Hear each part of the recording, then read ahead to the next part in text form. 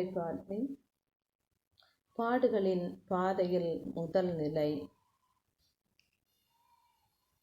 இயேசுவை தீர்ப்பிடுகிறார்கள். திவ்ய இயேசுவே, உம்மை ஆராதித்து வணங்கி உமக்கு ஸ்தோத்திரம் பண்ணுகிறோம்.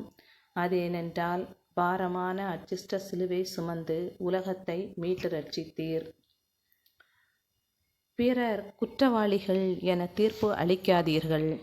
அப்போதுதான் நீங்களும் தீர்ப்புக்கு உள்ளாக மாட்டீர்கள் என்றுரைத்த இயேசு தீர்ப்பிடப்படுகிறார்.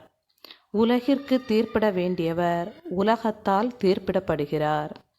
ஒரே சொல்லால் உலகை படைத்த இறைவன் தான் படைத்த மனிதன் முன்னால் நீதி தீர்ப்புக்காக குற்றவாளி கூண்டில் நிறுத்தப்படுகிறார்.